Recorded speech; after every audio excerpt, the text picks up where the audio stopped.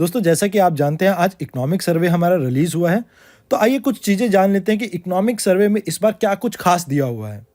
देखिए, बात की जाए इंडियन इकोनॉमी की तो एस्टिमेट ये लगाया जा रहा है कि इस बार इंडियन इकोनॉमी ग्रो करेगी लगभग 9.2% के साथ। हालांकि ये फिगर आपको देखने में बहुत अच्छा लग रहा है, बट लास्ट साल हमारी इकोनॉमी में कॉन्ट्रैक्शन देखने को मिली थी लगभग 7.3% की।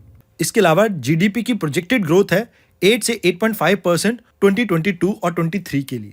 अब यहाँ पर इकोनॉमी की रिवाइवल के लिए मेन रोल रहने वाला है आपके प्राइवेट सेक्टर्स का और उसके अलावा फाइनेंशियल सिस्टम का, जो कि इस समय अच्छी पोजीशन में है इकोनॉमी की रिवाइवल के लिए।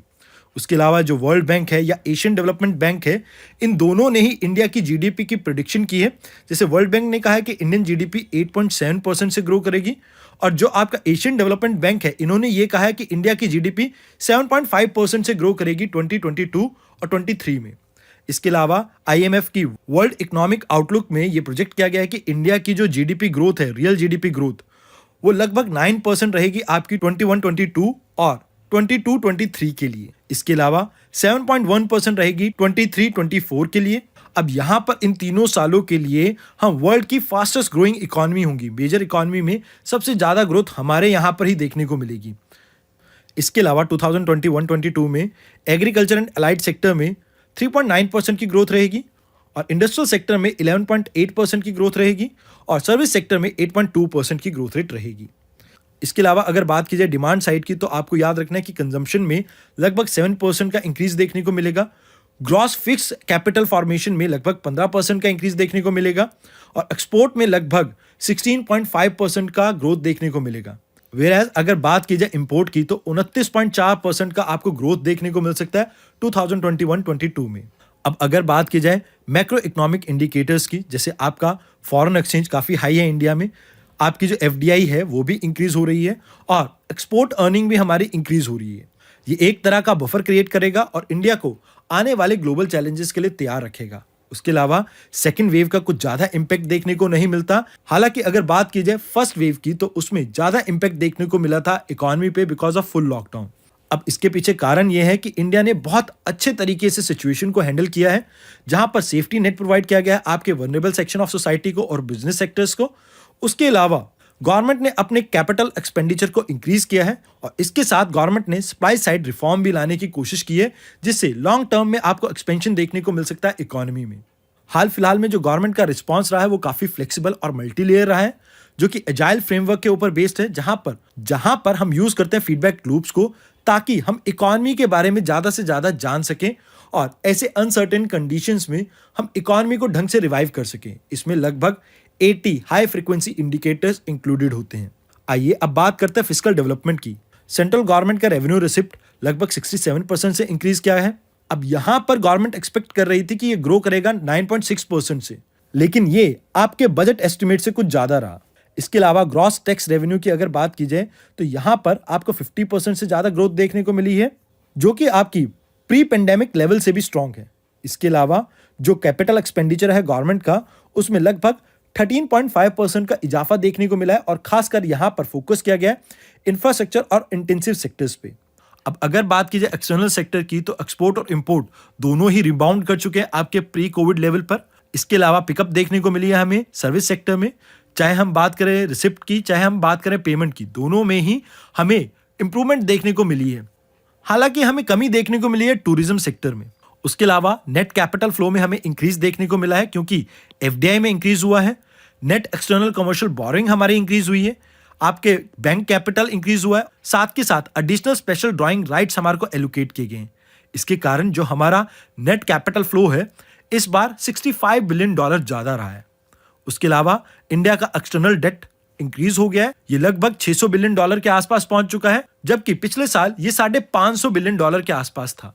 इसमें हम शो कर रहे हैं जो एडिशनल एसडीआर हमें आईएमएफ ने एलोकेट किए हैं उसे भी, और साथ के साथ कमर्शियल बोरोइंग को भी। इसकी वजह से ये काफी हाई दिख रहा है। उसके अलावा इंडिया का फॉरेक्स रिजर्व इंक्रीज हुआ है, लगभग $600 बिलियन के पास हम पहुंच चुके हैं, और इस बार हमारा फॉरेन एक्सचेंज रिजर्व रहा है लगभग $633.6 बिलियन के आसपास। इसकी वजह से भारत चौथा लार्जेस्ट फॉरेक्स रिजर्व वाली कंट्री बन चुकी है। हमसे आगे सिर्फ चाइना, जापान और स्विट्जरलैंड है। आइए अब बात कर लेते हैं monetary management and fiscal intermediation की। हाल फिलहाल में लिक्विडिटी सरप्लस रही है, जो रेपो रेट है वो मेंटेन किया गया है 4% के आसपास ही। गवर्नमेंट ने बहुत सारे मेजर्स लिए हैं, जैसे गवर्नमेंट सिक्योरिटी एक्विजिशन प्रोग्राम को स्टार्ट किया है। इसके अलावा special long term repo operation start किए हैं, जिससे लिक्विडिटी फर्दर इंप्रूव हुई है।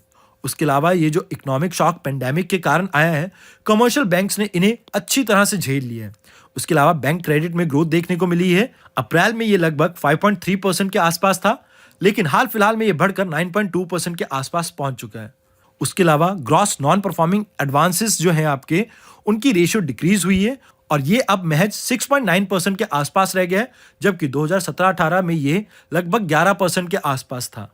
अगर बात की जाए नेट नॉन परफॉर्मिंग एडवांसेस की, तो ये भी रेशियो में डिक्लाइन देखने को मिला है, जो कि पहले 6% हुआ करती थी और अब 2.2% के आसपास रह गई है। उसके अलावा capital to risk weighted asset ratio जो है शेड्यूल्ड कमर्शियल बैंक की, उसमें इंक्रीज देखने को मिला है, जहां पर 2013-14 में ये 13% थी, अब ये बढ़कर 16.5% पहुंच चुके हैं सितंबर 2021 में। उसके अलावा अगर बात की जाए return on asset and return on equity की, तो पब्लिक सेक्टर बैंक में ये पॉजिटिव रहा है। उसके अलावा अगर बात की जाए 75 आईपीओ के थ्रू, इनिशियल पब्लिक ऑफरिंग के थ्रू लगभग 90,000 करोड़ कमाए हैं।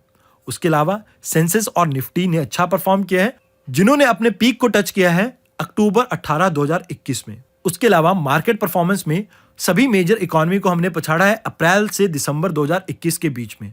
आइए अब जान लेते हैं प्राइस एंड इन्फ्लेशन के बारे में। अब अगर बात की जाए हेडलाइन सीपीआई कंबाइंड इन्फ्लेशन की, तो ये मॉडरेट रही है 2021-22 में, जबकि सेम पीरियड में अगर बात करें 2020-21 में ये 6.6% के आसपास रही थी। रिटेल इन्फ्लेशन की बात करें तो फूड में इन्फ्लेशन कम देखने को मिली है। फूड इन्फ्लेशन लगभग 2.9% की रही है, जबकि पिछले साल इसी पीरियड के दौरान ये 9.1% थी। अब इन्फ्लेशन को कंट्रोल करने के लिए रिस्पॉन्सिबल रहा आपका इफेक्टिव सप्लाई साइड मैनेजमेंट, जहां पर हमने कोशिश ये की है कि एसेंशियल कमोडिटी के प्राइसेस को हम अंडर कंट्रोल रख सकें।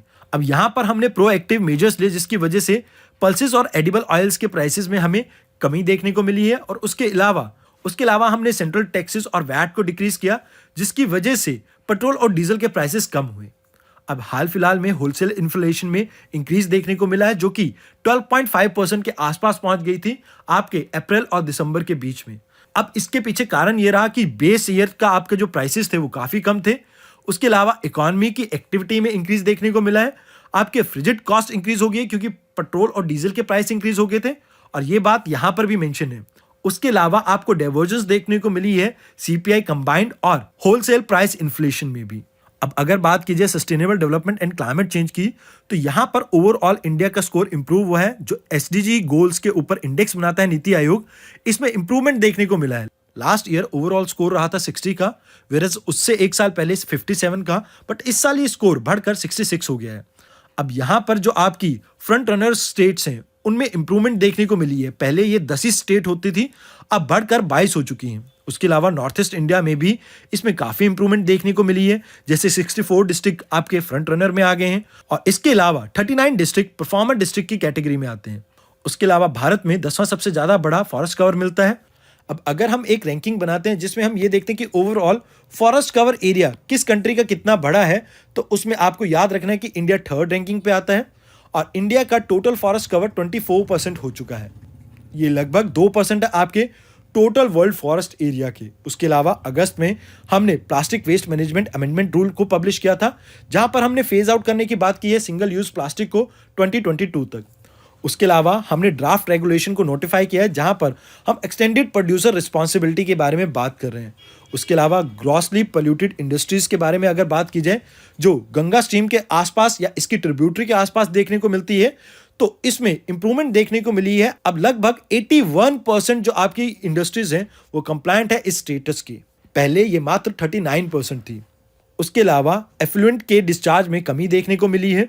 उसके अलावा रिसेंटली इंडिया ने 26th कॉन्फ्रेंस ऑफ पार्टी में ये कहा है कि हम 2070 तक नेट जीरो को अचीव करेंगे। उसके अलावा इंडिया ने अपने एमिशन टारगेट को और मॉडिफाई किया है, और इंडिया ने एक मूल मंत्र दिया है लाइफ।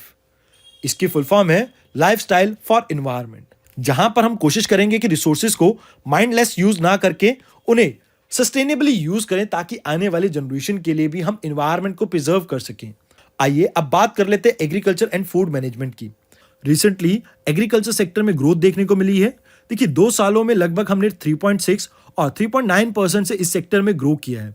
अब बात कीजिए जीवीए की, ग्रॉस वैल्यू एडिड की, तो ये कंट्रीब्यूट कर रहा है लगभग 18.8% 2021-22 में। उसके अलावा मिनिमम सपोर्ट प्राइस ने कहीं ना कहीं क्रॉप डाइवर्सिफिकेशन को प्रमोट करने की कोशिश की है। उसके अलावा क्रॉप प्रोटेक्शन से हमारी नेट रिसिप्ट इंक्रीज हुई है 22.6% से। इसके अलावा अगर बात की जाए अलाइड सेक्टर की, जैसे एनिमल हस्बेंड्री, डेयरी, फिशरी, इन सभी में हमारे को ग्रोथ देखने को मिली है, जिसकी वजह से ओवरऑल ग्रोथ देखने को मिली है एग्रीकल्चर सेक्टर में। अब अगर बात की जाए लाइफ स्टॉक सेक्टर की, तो यहाँ पर भी लास्ट 5 सालों में हमें ग्रोथ देखने को मिली है, जिसकी वजह से सस्टेनेबल इनकम सोर्स हम जनरेट कर पाए हैं एग्रीकल्चर हाउस होल्ड के लिए।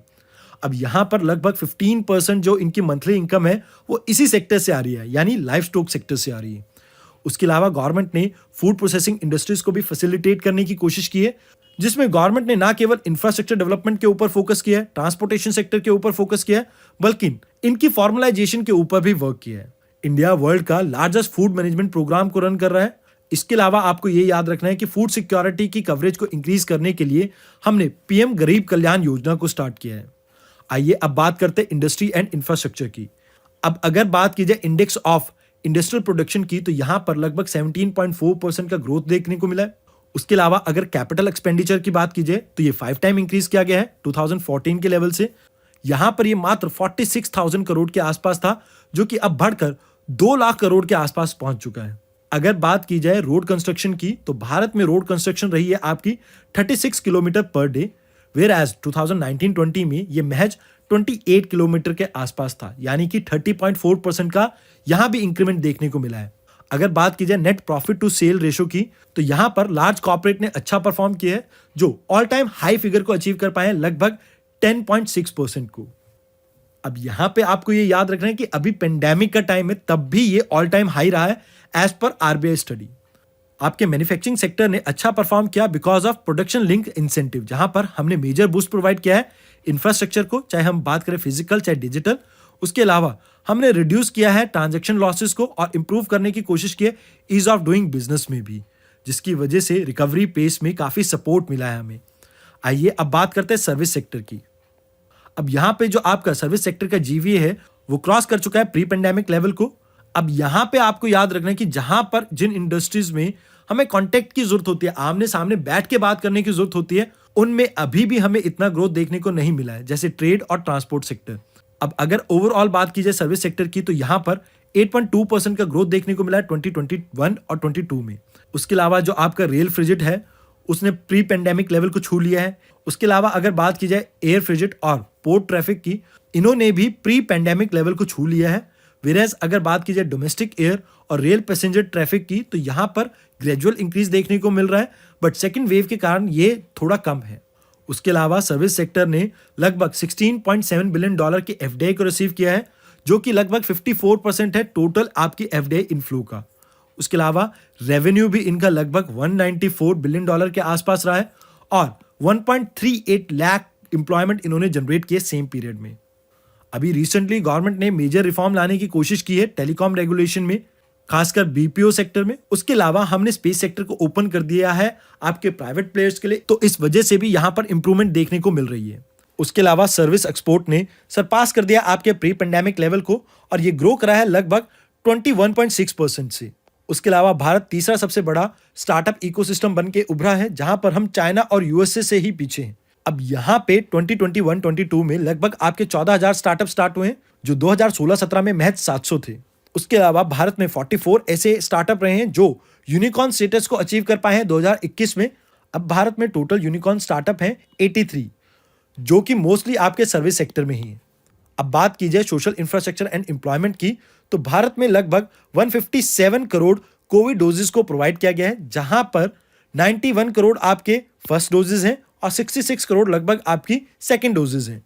उसके अलावा रिवाइवल ऑफ इकोनॉमी और एम्प्लॉयमेंट के बारे में बात की जाए तो हम प्री पेंडेमिक लेवल पे पहुंच चुके हैं। पहला जो आपका quarterly periodic labour force survey है, यहां पे ये दर्शाया जा रहा है कि आपके अर्बन एरिया में recovery almost pre pandemic level पर पहुंच चुकी है। उसके अलावा एम्प्लॉयज प्रोविडेंट फंड ऑर्गेनाइजेशन के अकॉर्डिंग फॉर्मलाइजेशन ऑफ जॉब्स के ऊपर ज्यादा असर नहीं पड़ा है सेकेंड कोविड वेव का। उसके अलावा एक्सपेंडिचर ज्यादा देखने को मिला है आपको सेंटर और स्टेट गवर्नमेंट की तरफ से health, education and other sectors में। अब अगर बात की जाए नेशनल फैमिली हेल्थ सर्वे 5 की, यहाँ पर टोटल फर्टिलिटी रेट हमारा 2 हो गया है। पहले ये 2.2 था। उसके अलावा infant mortality rate, under 5 mortality rate, institutional birth में, इन सभी में इंप्रूवमेंट देखने को मिली है। उसके अलावा जल जीवन मिशन के अंडर 83 ऐसे डिस्ट्रिक्ट हैं जिनको अब हम हर घर जल डिस्ट्रिक्ट कह सकते हैं। उसके अलावा एमजी नरेगा के अंडर फाइनेंशियल एलोकेशन बढ़ाई गई है ताकि अनऑर्गेनाइज सेक्टर के जो आपके लेबरर हैं, जो रूरल एरिया में रहते हैं, उन्हें पेंडेमिक के दौरान कोई तकलीफ ना हो। दोस्तों, ये कुछ इंपॉर्टेंट फैक्ट्स थे जो आपको इस बार के इकोनॉमिक सर्वे में दिए गए हैं। आई होप आपको ये फैक्ट समझ में आए हो, और अगर कोई भी आपकी क्वेरी है तो आप कमेंट बॉक्स में मेंशन कर सकते हैं। हमारी टीम कोशिश करेगी कि आपकी उन क्वेरी को हम एड्रेस कर सकें। तो आज की इस वीडियो में इतना ही। धन्यवाद।